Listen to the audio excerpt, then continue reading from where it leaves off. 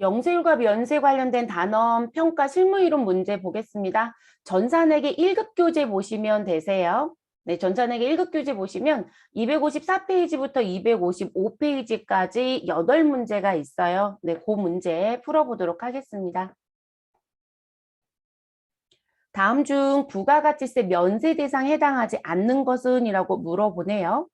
우리가 과세와 면세라는 걸 구분을 했었고 그 중에 영세율로 다시 빠지는 게 있었던 거죠.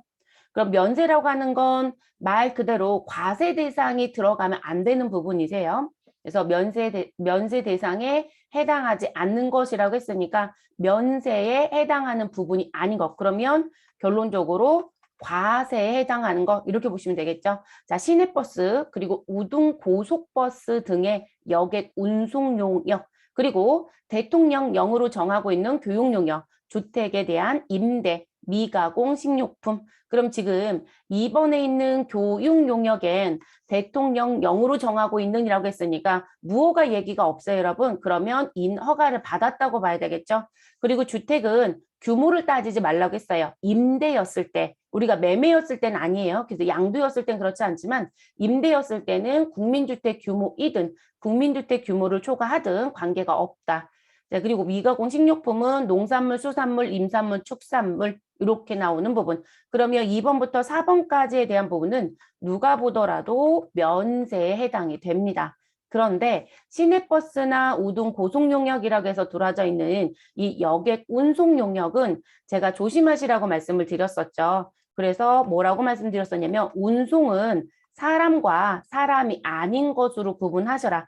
그래서 화물과 여객으로 구분을 하시고 화물은 무조건 부가가치세가 발생되는 거래다. 이렇게 말씀을 드렸고 여객은 일단은 면세로 된다. 이렇게 얘기를 했어요. 그런데 여기에 무슨 부분? 다만자가 붙는다겠죠. 예외적으로 우리 버스 중에는 무슨 버스? 우등 고속버스가 문제가 된다고 했었죠. 일반 고속은 관계가 없다고 했어요. 근데 원래 고속버스 자체가 과세였었어요. 근데 일반 고속은 면세로 또 다시 빼줘버렸어요. 그래서 우등 고속만 현재 과세거든요. 그래서 우등 고속이라든지 또는 고속에 대한 부분들이 있었죠. 고속철도라는 부분이 있었어요. 그리고 비행기라든지 또는 우리 쾌속선에 속하는 배에 대한 부분들. 그래서 이런 부분 그리고 누구도 포함시켜 주셔라? 택시. 택시도 과세로 분류가 되어 있다. 라고 말씀을 드렸었고요. 그리고 임대 성격이다라고 했었던 전세버스라는 게 있었다라고 했었죠. 그래서 전세버스. 자, 요 부분들은 무엇으로 보시라? 과세이다라고 얘기를 했었죠. 근데 여기에 우등고속이 들어가져 있네요. 그러니까 시내버스는 면세이지만 우등고속은 과세가 되죠. 그래서 이 사람은 무슨 사업자가 된다? 과세와 면세를 같이 하고 있는 겸용사업자가 되는 거고요. 이렇게 되면 우리는 면세가 죽어버리고 무슨 부분? 과세사업자가 돼버리죠. 그래서 답은 1번이라고 보셔야 됩니다. 두 개가 섞여 있으면 과세사업자로 보셔야 돼요. 그래서 답은 1번. 그렇게 정리해 주시면 되시고요. 그리고 두 번째 문제로 또 넘어가 보겠습니다. 다음에서 부가가치세가 면세되는 재화와 용역에 해당하는 것은 모두 몇 개인가? 라고 물어봅니다. 근데 이런 문제가 더 어렵죠. 우리가 옳고 그름의 1, 2, 3, 4에서 그냥 OX만 하는 문제가 더 편하거든요. 근데 이건 개수를 다 세셔야 되니까. 자, 수돗물은 면세에 해당이 됩니다. 자, 의료 보건 용역은 일단 면세로 가죠. 그중에 과세를 빼는 거예요. 자, 전세버스 운송 용역은 과세입니다. 과세.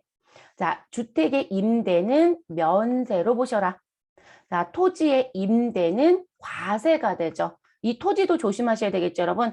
토지의 임대가 아니라 무슨 부분? 매매라고 하는 토지의 양도인 경우에는 면세가 맞아요. 근데 땅을 빌려주는 건 과세가 돼요. 자, 고속철도에 의한 여객 운송 용역, 고속철도라고 들어왔죠, 여러분? 그러면 이 부분 과세로 가셔야 되겠죠. 그럼 면세에 해당되는 건 가, 그리고 나가 들어가고요. 그리고 라가 들어가네요. 그러면 몇 개 여러분? 우린 3개가 되죠. 그래서 답은 2번으로 체크해 주시면 되겠습니다. 다음 세 번째 문제로 넘어갈게요. 자, 부가가치세법상 사업자가 행하는 다음의 거래 중 부가가치세가 과세되는 것은? 이라고 물어봅니다. 자, 지금 이 과세라는 부분을 우리가 앞에 있었던 챕터에 넣지 않고 뒤로 뺐다라는 얘기는 이 문제를 들여다보니 과세와 누구를 면세를 무엇하는 거 구분하는 문제 이 부분이기 때문에 이쪽에 넣겠죠. 자, 상가에 부수되는 토지의 임대입니다. 자, 주택의 임대이고요. 국민주택 규모 이하의 주택의 공급이고 토지의 공급이네요. 그럼 지금 나와져 있는 부분에 자, 토지의 공급은 무엇으로 보셔라? 면세로 보셔라. 근데 토지의 임대는 무엇으로 보셔라? 과세로 보셔라. 이렇게 얘기했었어요. 그럼 공급이니까 이건 면세가 맞죠, 여러분? 자, 그리고 국민주택 규모 이하의 주택 공급이에요. 자, 우리가 주택이라는 부분을 놓고 봤을 때도 조심하시라고 했었죠, 여러분. 그래서 이 주택은 국민주택이다라는 규모였을 땐, 국민주택 규모였을 땐 우리 무슨 부분, 이 부분에 대해서 공급이라는 건 여러분, 이 부분은 말 그대로 양도한다는 얘기겠죠. 팔겠다, 매매하겠다. 그러면 국민주택에 대한 부분에 대한 양도이면 이 부분은 면세가 되는 게 맞아요. 근데 국민주택 규모가 아니다, 초과하였다라고 얘기가 되지면 이 부분은 과세가 돼버려요. 그래서 이것도 꼭 조심하실 거. 이게 지금 현재 공급만 그런 거죠. 만약에 내가 지금 주택에 대한 부분을 무엇하고 있다라면 임대하고 있다라면 내가 주택 자체에 대해서 임대를 하고 있었다라고 했을 땐 국민주택 규모이든 그렇지 아니하든 무엇으로 간다? 이 경우에는 면세로 간다. 이렇게 말씀을 드렸었고 그러면 이 부분은 면세로 보시면 되는 거네요. 면세를 전 동그라미로 표시할게요. 자, 주택의 임대는 바로 아래쪽에서 벌써 설명했죠. 네, 그러면 이 부분은 뭐로 가셔라? 면세로 갑니다. 자, 그리고 주택을 임대하였다. 그러면 저희는 건물이 덩그러니 있는 게 아니라 이 건물에 붙어 있는 누가 있을 것이다? 땅이 있을 것이다. 토지가 있을 것이다. 그걸 우리가 뭐라고 얘기한다? 부수토지라고 얘기한다. 그럼 지금 내가 가지고 있는 건물을 임대를 하고 있으면 이 부수토지도 자연스럽게 뭐가 된다? 같이 임대가 되는 것으로 본다고 했었죠. 자, 그랬을 때 주택의 임대와 관련된 부분에 우리는 누가 있을 것이다? 부수 토지가 있을 것이다. 그럼 이 부수 토지도 같이 임대가 된다라고 했었죠. 그럼 여러분 이 부분은 면세이다, 과세이다? 면세로 간다라고 얘기했습니다. 다만 법령에 들어가서 봤더니 모든 땅을 다 면세로 보는 게 아니라 지금 건물, 이 주택을 임대하고 있으면 이 부분이 건물과 붙어 있는 면적이 있을 것이다. 그걸 우리가 정착 면적이라고 했었죠. 근데 땅하고 붙어 있는 걸 정착이라고 해요. 연면적이라고 하는 건 내가 지금 현재 5층짜리 건물이다. 라고 하면 1층의 넓이, 2층의 넓이, 3층의 넓이, 4층의 넓이 이렇게 층마다 이렇게 면적들이 있겠죠, 여러분. 그걸 연면적이라고 해요. 그래서 지금 5층짜리 건물을 가지고 있으면 우리는 1층부터 몇 층까지, 5층까지의 전체 면적의 합을 내는 걸 연면적의 합이라고 하거든요. 그래서 각각의 층의 면적을 다 더해 주셔야 됩니다. 그래서 그런 걸 연면적이라고 하고요. 그러면 그 연면적과 땅하고 붙어 있는 정착 면적의 몇 배까지? 5배까지 소득권이 넘어가면 무슨 부분? 우리 10배까지를 부수토지로 보겠다 이런 얘기 했었죠. 네, 그래서 그 얘기도 했었고 자, 일단은 주택의 임대니까 면세 맞습니다. 자, 상가라는 건 주택이 아닌 걸 말하는 거겠죠. 건물 중에 주택이 아닌 거. 그러면 상가라고 하는 부분은 지금 현재 상가라고 하는 건 임대를 하고 있다라고 하시게 되면 이 상가의 임대는 무엇으로 간다? 과세이거든요. 그러면 지금 조금 전에 말씀드렸던 것처럼 건물에 붙어 있는 땅이 있다는 거죠. 그럼 상가 임대가 과세이면 여기에 붙어 다니는 부수 토지는 어떻게 될 거냐? 이 부수 토지의 임대. 자, 이 부분도 뭐가 된다? 과세가 됩니다. 그리고 여러분 상가 쪽에서는요. 곱하기 5를 한다, 곱하기 10을 한다는 얘기 안 해요, 여러분. 네, 주택만 그 얘기가 있는 거예요. 주택만. 그러면 지금 1번은 과세로 분류가 됩니다. 됐을까요? 그래서 답은 몇 번이다? 1번이 되는 거죠. 그래서 2번부터 4번까지는 모두 다 면세이고 1번만 과세되는 거래.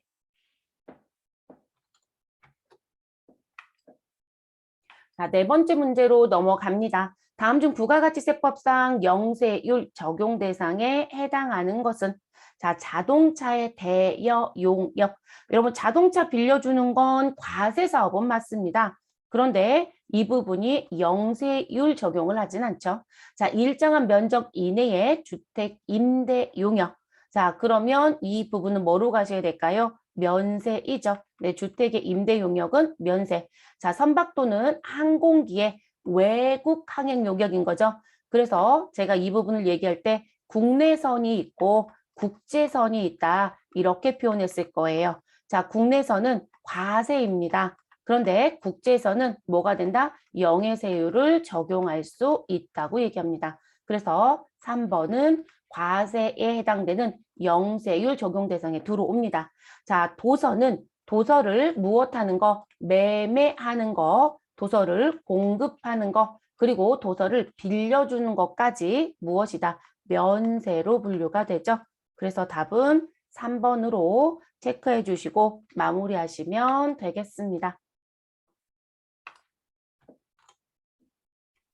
다음 중 부가가치세법상 영세율에 대한 설명 중 틀린 것은? 이라고 묻습니다.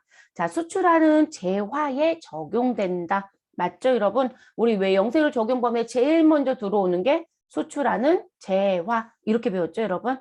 자, 두 번째, 내국 신용장에 의할 경우 영세율 세금 계산서를 반드시 발행하셔야 되죠. 네, 이 부분도 맞습니다. 내국 신용장뿐만이 아니라 우리가 시험 목적상 최소한 누구까지는 기억해달라? 구매 확인서까지는 기억해달라. 라고 말씀드렸고요. 자, 우리 최종 소비자에게 부가가치세 부담을 경감시키기 위한 불완전 면세 제도이다. 여러분, 불완전 면세 제도는 우리 영세율에 대한 특징이 아니라 면세 제도에 대한 특징이었죠.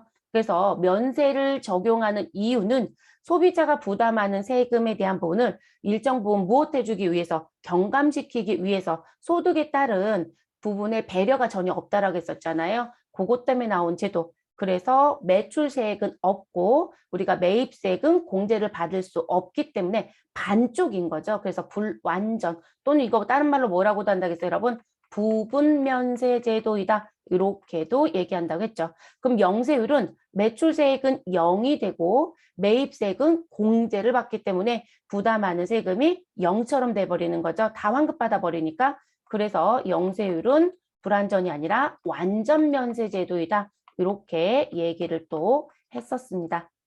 자, 영세율 적용 대상자는 부가가치세법상 과세사업자이어야 한다라고 했었죠. 그래서 우리가 면세사업자가 영세율을 적용받으려면 무엇 하시라? 면세를 포기하고 우리 사업자 등록증을 변경하시면 된다라고 말씀을 드렸습니다.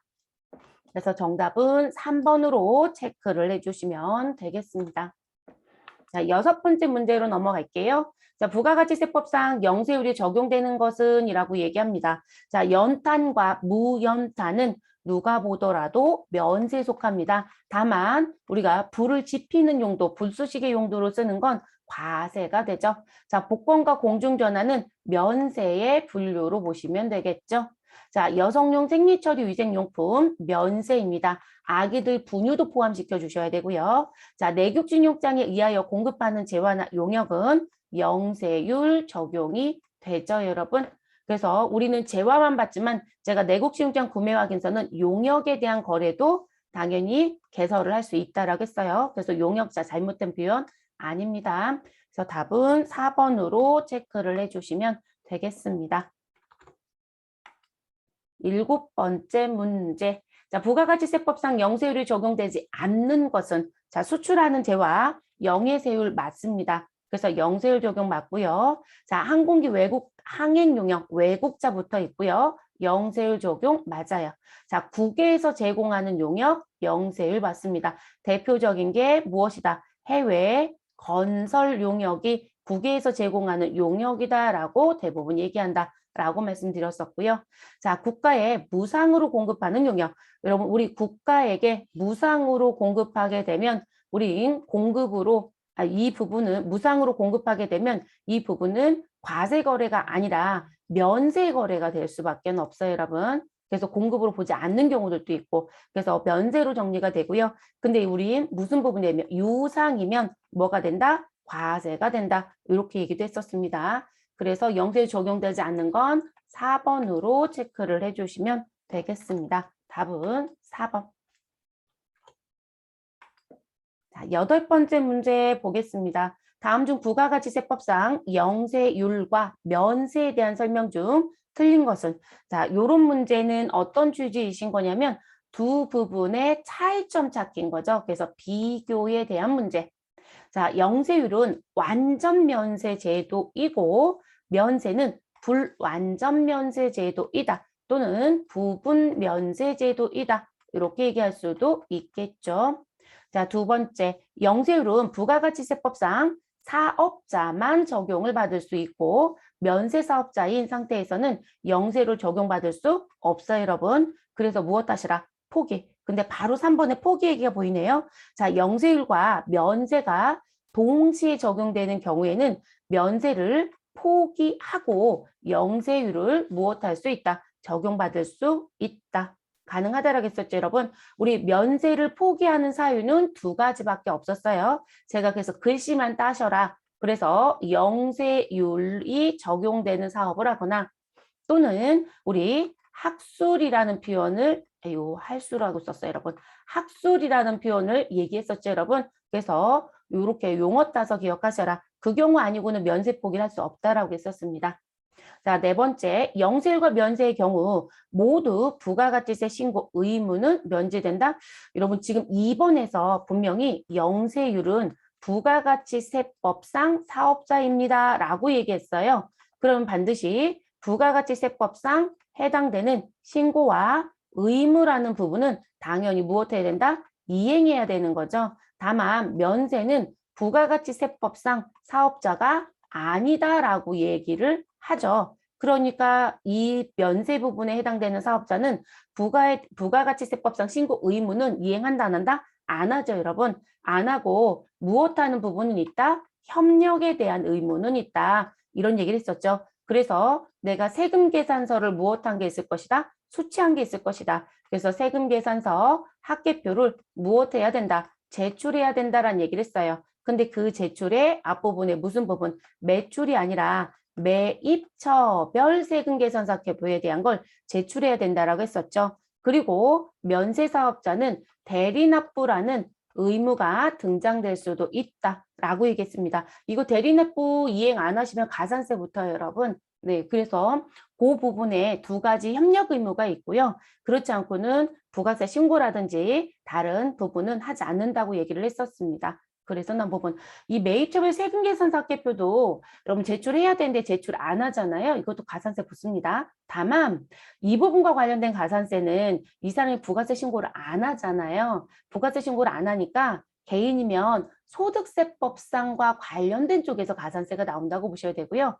그리고 법인은 법인세법상에서 나와요. 그럼 결론적으로 이 매입처별 세금계산서 합계표를 제출해야 되는 부분에 대해서 성실히 이행을 하지 않았다? 그러면 내가 우리 개인 같은 경우는 5월에 종합소득세 신고를 한다라고 말씀을 하시죠. 그래서 5월에 종합소득세 신고할 때 가산세를 같이 내야 되고요. 법인 같은 경우는 12월 결산회사이다. 그럼 3월에 법인세 신고할 때 그 가산세 같이 내셔야 됩니다. 그래서 실질적으로 가산세가 다 나와요. 네, 협력 의무라고 하지만 안 할 수는 없어요, 여러분. 안 할 수는 없습니다. 개수내는 부분. 그래서 면세사업자 같은 경우는 매입처별 세금계산서 합계표 언제까지 내셔야 된다? 다음에 2월 10일까지 내셔야 돼요. 최소한 늦어도. 그래서 다음에 2월 10일까지 안 내시면 문제가 됩니다. 아, 근데 나는 받은 세금계산서가 모두 다 전자였다. 종이가 한 장도 없는 거죠. 그러면 합계표 제출 의무가 면제가 돼요. 그 경우는 안 내셔도 됩니다. 근데 대리납부는 그런 규정은 없습니다. 그래서 이런 부분을 또 지켜주셔야 되는 부분들. 자, 답은 4번으로 체크하시면 되겠네요. 모두 다 면제되는 것처럼 얘기했죠? 그렇지 않다라는 거죠. 그래서 우리 8번의 답은 4번으로 체크를 해주시면 되겠습니다. 자, 이렇게 해서 전산회계 1급과 관련된 단원평가는 마무리가 됐습니다.